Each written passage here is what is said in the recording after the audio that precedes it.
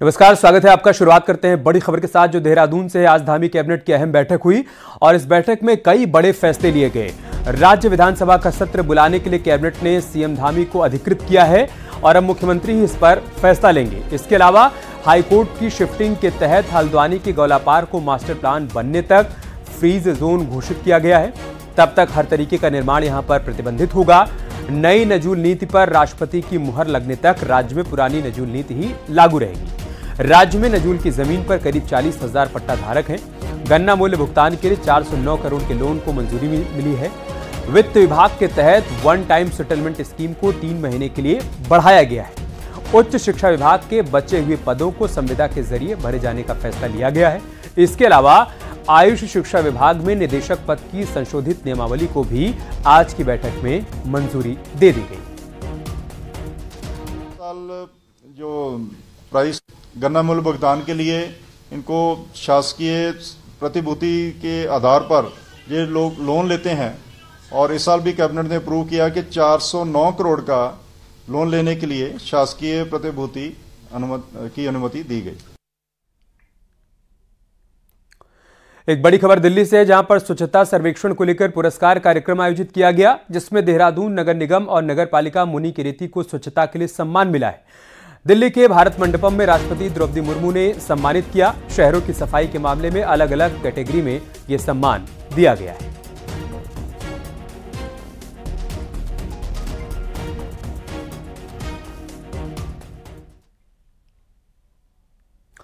हरिद्वार के पास चीला में 5 वन अधिकारियों की मौत के मामले में मंत्री सुबोध उनियाल ने व्हीकल कंपनी और ड्राइवर की लापरवाही बताया। हरिद्वार के खड़खड़ी श्मशान घाट पर गुरुवार को महिला अधिकारी आलोकी का अंतिम संस्कार किया गया, जिसमें वन मंत्री समेत कई अधिकारी मौजूद थे। सभी ने नम आंखों से एसडीओ आलोकी को अंतिम विदाई दी। वन मंत्री सुबोध उनियाल ने बताया कि वो खुद भी गाड़ी का ट्रायल कर चुके थे। सोमवार को राजाजी टाइगर रिजर्व के अधिकारी भी ट्रायल कर रहे थे। उन्होंने कहा कि मामला ड्राइवर की लापरवाही और रैश ड्राइविंग का लग रहा है। मैं भी खुद इसमें 22 या 23 तारीख को मैंने भी इसमें ट्रायल ली थी। तो उनकी बातों करके लग रहा है, कुछ लोग कह रहे हैं कि साहब रिस्क मत लो, और जिस तरह बता रहा है कि 45 डिग्री पहाड़ में चल लेती है गाड़ी। उसी दौरान कहीं ना कहीं ड्राइवर का ध्यान बटा है और ड्राइवर गाड़ी को। चमोली में बिन बारिश के ही पहाड़ टूट रहे हैं। जोशीमठ विकासखंड के बड़गांव गांव के ठीक सामने पहाड़ टूट गया। हालांकि पहाड़ टूटने से कोई नुकसान नहीं हुआ। पहाड़ का मलबा धौली नदी में गिरा है। बारिश नहीं हो रही है, उसके बावजूद यहां पर पहाड़ टूटने की घटनाएं थम नहीं रही हैं। इसी क्रम में चमोली से तस्वीर सामने आई है, जहां पर पहाड़ का एक बड़ा हिस्सा टूटकर नीचे आ गिरा। लेकिन राहत की बात यह है कि इससे कोई नुकसान नहीं हुआ।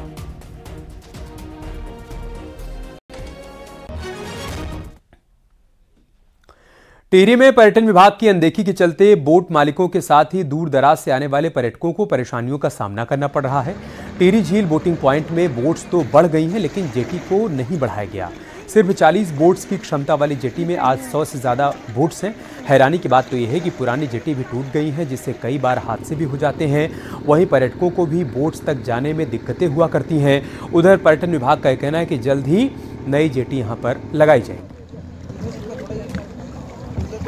और टोटल 40 बोटों को लगाने की क्षमता की जेटी वहाँ पर उपलब्ध है, जो कि ठीक 3 साल बाद कंडप भी हो जाती है, परंतु उन्हीं कंडप जेटियों से आज तक काम चलाया जा रहा था। जो बोटिंग पॉइंट है उसके लिए भी एक कंपोनेंट है। साथ ही साथ अन्य जगह पे बोटिंग पॉइंट का हम देख रहे हैं, जेटी का प्रोक्योरमेंट का प्रोसेस हमने कर दिया है। जेटी जो है वह एक हाई क्वालिटी की जेटी है जो फॉरेन से इंपोर्ट हुई है, तो वह जेटी का भी अभी जो भी उसमें सेलेक्ट हुए हैं उनके द्वारा लाया जाएगा।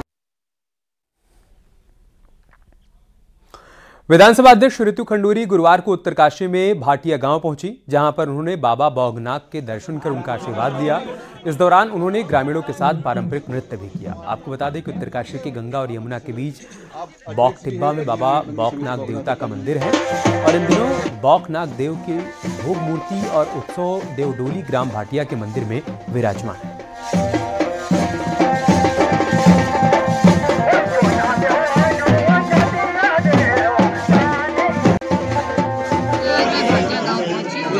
सौभाग्यशाली हूँ कि मैं बाबा बागनाथ के प्रांगण में इस वक्त खड़ी हूँ। उनकी महत्ता तो हमने सुनी रखी है, उनकी महिमा हमने सुन रखी है, लेकिन आज बहुत ही मेरे ऊपर कृपा है ईश्वर की कि मैं आज यहाँ तक पहुँच पाई हूँ। यहाँ पर आकर मुझे बहुत अच्छा लगा। गढ़वाल में चारधाम की तर्ज पर कुमाऊं में मानसखंड मंदिर माला मिशन जल्द ही आकार लेने जा रहा है, जिसके तहत सरकार जल्द ही मानसखंड यानी कि कुमाऊं के 9 प्रमुख मंदिरों के सौंदर्यीकरण का शिलान्यास कर सकती है।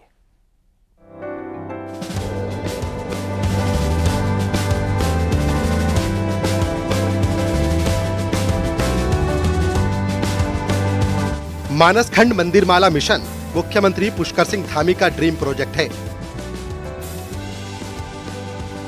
प्लान है कि गढ़वाल में चारधाम यात्रा की तर्ज पर कुमाऊं में प्राचीन एवं ऐतिहासिक मंदिरों तक भी श्रद्धालुओं को पहुंचाया जाए। मिशन के तहत कुमाऊं के 16 मंदिरों का मास्टर प्लान के तहत सौंदर्यीकरण किया जाएगा। मंदिरों को जोड़ने वाली सड़कों के विस्तारीकरण की भी योजना है। 16 में से 9 मंदिरों की डीपीआर भी तैयार की जा चुकी है, जिनके सौंदर्यीकरण के काम का सरकार जल्द शिलान्यास कर सकती है।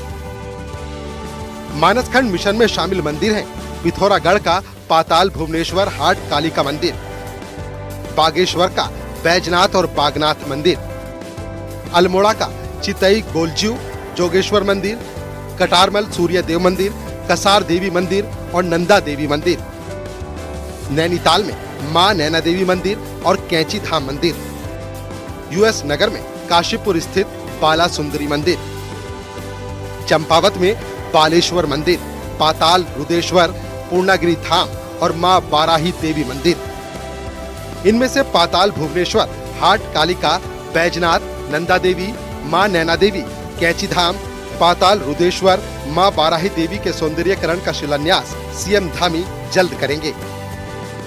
तो हमने फर्स्ट फेज में 16 मंदिर लिए हैं। इन 16 मंदिरों के सापेक्ष में हमने 4 कंसल्टेंट को अपॉइंट किया था। उसके सारी Inception report, tourism destination plan और डीपीआर फाइनलाइज हो गए हैं।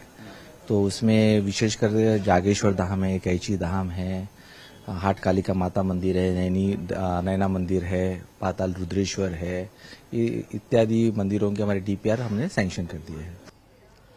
मानसखंड मंदिर माला मिशन के तहत सरकार 15 अप्रैल से रेल सेवा मानसखंड एक्सप्रेस भी शुरू करने जा रही है। ये ट्रेन कोलकाता से टनकपुर के बीच चलेगी और टनकपुर से श्रद्धालुओं को स्थानीय टूर ऑपरेटर्स और बसों के जरिए मंदिरों तक पहुंचाने की योजना है। कैमरा पर्सन संदीप नेगी के साथ सुनील नौपरवात, न्यूज 18 देहरादून। खबर रामनगर से, जहां पर मुहान में बने मैंगो ब्लूम रिजॉर्ट में कर्मचारियों की दबंगई देखने को मिली। रिजॉर्ट की एक महिला मैनेजर ने ग्रामीणों के साथ जमकर बदसलूकी की, जिसका वीडियो अब सामने आया है। बताया जा रहा है कि रिजॉर्ट के सीवर के गंदे पानी को नहर में डाला जा रहा था, जिसका विरोध जताने ग्रामीण रिजॉर्ट पहुंच गए और इस बात को लेकर महिला मैनेजर ग्रामीणों के साथ भिड़ गई और उनके साथ बदसलूकी करने लगी।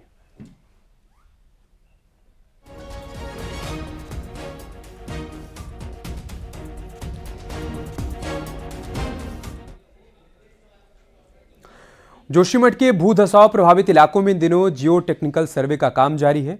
नीदरलैंड की फुगरो कंपनी ने 3 स्थानों पर सर्वे कार्य पूरा किया और साथ ही अब राजकीय महाविद्यालय के पास सर्वे कर रही है।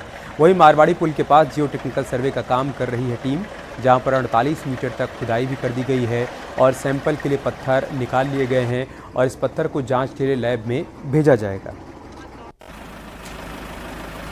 बहुत ड्रिलिंग हो रहा है, अभी 48 मीटर हो गया। अच्छा, 40 मीटर। तो क्या क्या निकल के आए यहाँ पे? कुछ कच्चे पत्थर पत्थर आपके सामने है, निकल के आए हुए जी। तो पत्थर वो सामने रखा हुआ है, आप देख सकते हैं, हमको दिखा सकते हैं जी। ये कौन सा पत्थर है ऑपरेटर नहीं बताता है। हाँ। इनका भू वैज्ञानिक होते हैं, जोलॉजिस्ट, वो आएंगे चेक करेंगे कौन सा पत्थर है, इसका क्या नाम है, ये ऑपरेटर नहीं बताते। ऑपरेटर का काम है सिर्फ सैंपल निकाल कर दे देना। अच्छा, ठीक है सर। हाँ। बस यही काम है। पहाड़ों में सर्दियों में जंगल धधक रहे हैं। सर्दियों में बारिश और बर्फबारी नहीं होने के चलते आग और भी विकराल रूप लेती जा रही है। बागेश्वर के कई क्षेत्रों में जंगल जल रहे हैं। आमतौर पर जंगलों में आग लगने का कारण पिरूल माना जाता है, लेकिन यहां पर सूखी घास आग लगने का कारण बन रही है। इधर फॉरेस्ट विभाग इसे कंट्रोल बर्निंग बता रहा है।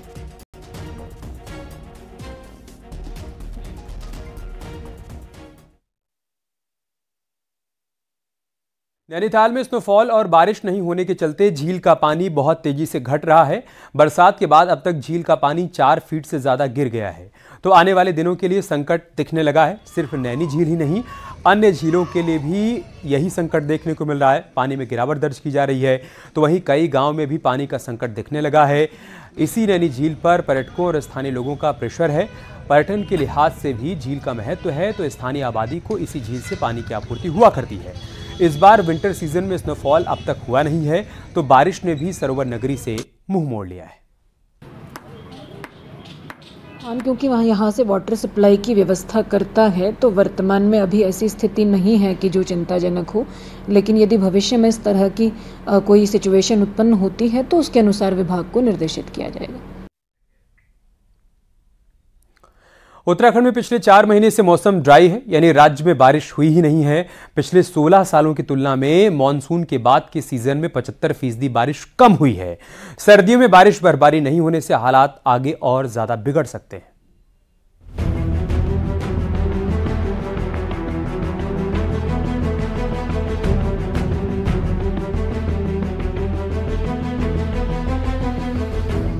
जनवरी का महीना आधा होने को है, लेकिन ना तो बारिश नजर आ रही है और ना ही बर्फबारी कहीं दिख रही है। हालात ये है कि सूखी ठंड से लोग परेशान हैं। नदी झरने जम चुके हैं, लेकिन बारिश बर्फबारी दूर दूर तक नहीं दिख रही। साल 2008 के बाद अब साल 2024 में जनवरी ऐसा महीना है जब प्रदेश में बारिश नहीं हुई। इस तरह की वेदर कंडीशन को लेकर मौसम वैज्ञानिक मानते हैं कि पश्चिमी विक्षोभ के सिस्टम का उत्तराखंड में असर न होना भी इसकी वजह है। साल 2008, साल 2009 ऐसे साल रहे जब इसी तरह के हालात बने थे। इसका सीधा असर फसल, बागवानी से लेकर हेल्थ पर भी पड़ रहा है। बारिश है या स्नोफॉल एक्टिविटी मेनली हमको जो पश्चिमी विक्षोभ अच्छे आते हैं, स्ट्रॉन्ग सिस्टम आते हैं, तो उसकी वजह से वो चीज़ें मिलती है। लेकिन इस बार देखने की अभी तक हमको जो है कोई अच्छे सिस्टम जो है पश्चिमी विक्षोभ जो है कोई सक्रिय है या स्ट्रॉन्ग सिस्टम है मिला नहीं है, जिसकी वजह से जो है ये एक्टिविटी कम है। आंकड़ों की बात करें तो अक्टूबर 2023 में बारिश में 35% की कमी रही। नवंबर 2023 में 66% कम बारिश हुई। दिसंबर में 75% कम बारिश देखी गई। जनवरी में आगे एक हफ्ते तक बारिश के आसार नहीं है। लगातार बारिश नहीं होने से उत्तराखंड की फसल और बागवानी लगभग बर्बाद हो चुकी है। इंसानों के लिए कई बीमारियां खतरा बन चुकी हैं और आगे भी ऐसे ही हालात रहे तो गर्मियों में कई जगहों पर पानी का संकट तक भी हो सकता है।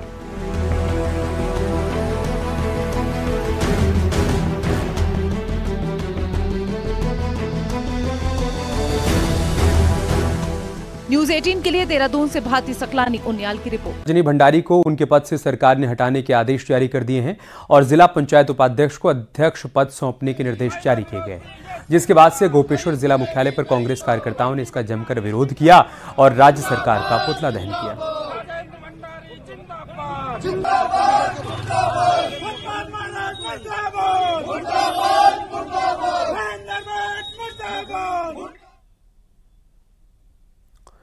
लोकसभा चुनाव को लेकर बीजेपी चाहती है कि पीएम नरेंद्र मोदी की 3 रैली उत्तराखंड में हो और साथ ही बड़े नेताओं की रैली और रोड शो का प्लान भी तैयार किया जा रहा है।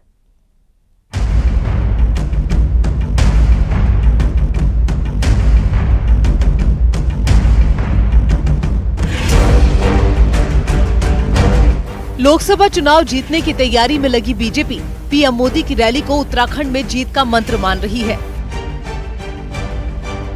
पिछले साल पिथौरागढ़ और देहरादून में जब प्रधानमंत्री मोदी आए थे तो टूरिज्म इंडस्ट्री से लेकर वेडिंग डेस्टिनेशन को लेकर कई बात का मैसेज पूरे देश में छाया रहा।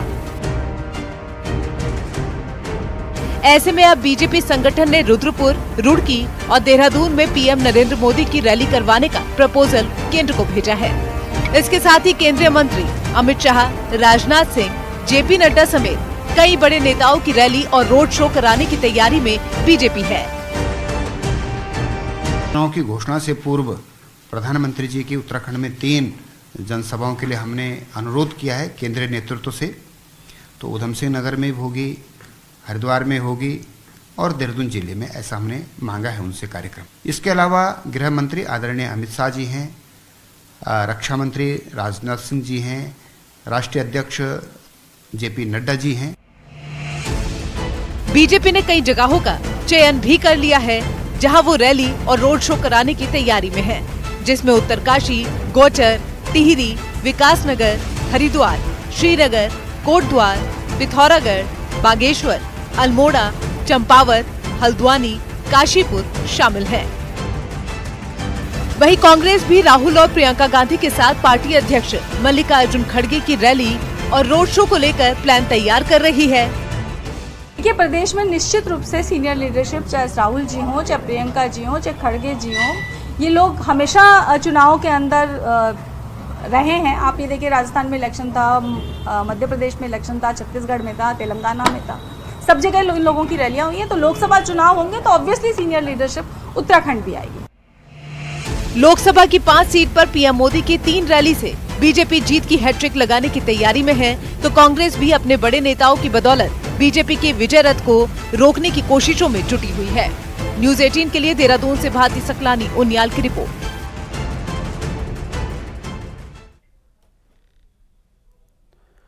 खबर हल्द्वानी से, जहां पर मंगल पड़ाव से लेकर रोडवेज बस अड्डे तक रोजाना जाम लगा रहता है। जाम की समस्या को खत्म करने के लिए प्रशासन इन दिनों रोड को चौड़ा करवा रहा है, जिसके लिए कई दुकानदारों को नोटिस भी दिया गया है। यही नहीं, खुद की अपनी सरकारी संपत्ति पर तो प्रशासन बुलडोजर भी चलवा रहा है, लेकिन व्यापारी खुद को मिले नोटिस का विरोध कर रहे हैं। गुरुवार को व्यापारियों के प्रतिनिधिमंडल ने हल्द्वानी के पूर्व मेयर से मुलाकात की और अतिक्रमण तोड़ने और सड़क चौड़ी करने की कार्रवाई रोकने की मांग की।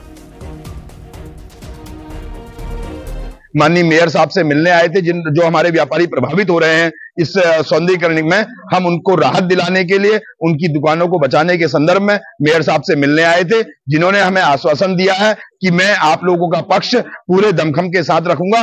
देखिए, बरेली रोड सिंधी चौराहे के पास जो रोड वाइंडिंग हो रही है, उसमें कई गवर्नमेंट प्रॉपर्टीज और प्राइवेट प्रॉपर्टीज और नगर निगम की प्रॉपर्टीज उसकी जद में आ रही है। इसको लेकर व्यापारियों के बीच में और प्रशासन के बीच में घर्षण की स्थिति बनी हुई है। आज समस्त व्यापारी मेरे पास इस संबंध को लेकर आए हैं। मैंने उनसे कहा कि संवाद को पुनः स्थापित किया जाना चाहिए प्रशासन और व्यापारी के बीच में। अल्मोड़ा में हाईवे अतिक्रमण को लेकर एक बार फिर से पीडब्ल्यूडी एक्टिव हो गया है। विभाग ने माना है कि पिछले कुछ महीनों में विभाग की जमीन पर 623 लोगों ने कब्जा किया, जिसमें से 228 अतिक्रमण को हटाने के लिए नोटिस जारी किया गया है, जिसके बाद भी अगर अतिक्रमण नहीं हटाया गया तो बुलडोजर की मदद से अतिक्रमण को हटाया जाएगा। अतिक्रमण को लेकर जो हमारे पास अपडेटेड रिपोर्ट आई है 5 खंडों की, उसमें कुल मिला के हमने 623 अतिक्रमण चिन्हित किए हैं, जिसमें से 395 अतिक्रमण को हमने हटाने की। उत्तरकाशी की बनगांव चोपड़ा कसलाना सड़क निर्माण की मांग को लेकर ग्रामीण एक बार फिर से मुखर हो गए हैं। सड़क निर्माण की मांग को लेकर लोगों ने जमकर प्रदर्शन किया। संघर्ष समिति ने सड़क निर्माण जल्द शुरू नहीं होने पर आंदोलन के साथ ही लोकसभा चुनाव बहिष्कार करने की चेतावनी दी। सड़क सुविधा के अभाव में ग्रामीणों को 3 से लेकर 5 किलोमीटर की पैदल दूरी तय करनी पड़ रही है। का मानना है कि हम आगे लोकसभा चुनाव का भी बहिष्कार करने जाएंगे जी। यदि हमारी मांग शासन प्रशासन कब से है मांग? ये मांग 1980 से, जब हम उत्तर प्रदेश सरकार के अंदर थे तब से हमारी ये मांग है। अब आपने आर पार की लड़ाई, इस बार हमने आर पार की लड़ाई छेड़ दी। तब तक बिल्कुल हम चैन की नींद नहीं सोएंगे। हमारे सुयोग्य पदाधिकारी हर प्रकार से आहुति देने के लिए तैयार। उत्तरकाशी को 93 नए नर्सिंग अधिकारी मिल गए हैं। चिन्याली सौड़ ब्लॉक सभागार में आयोजित कार्यक्रम में स्वास्थ्य मंत्री ने कहा कि नर्सिंग अधिकारियों के पद पर 100% उत्तराखंड के मूल निवासियों को नियुक्ति दी गई है। इस मौके पर नियुक्ति पत्र लेकर नर्सिंग अधिकारी काफी खुश नजर आए। धन सिंह रावत ने कहा कि फार्मासिस्ट की खाली पड़े पदों पर भी अब जल्द ही नियुक्ति की जाएगी और साथ ही भटवाड़ी और चिन्याली सौड़ में उप जिला अस्पताल खोले जाएंगे।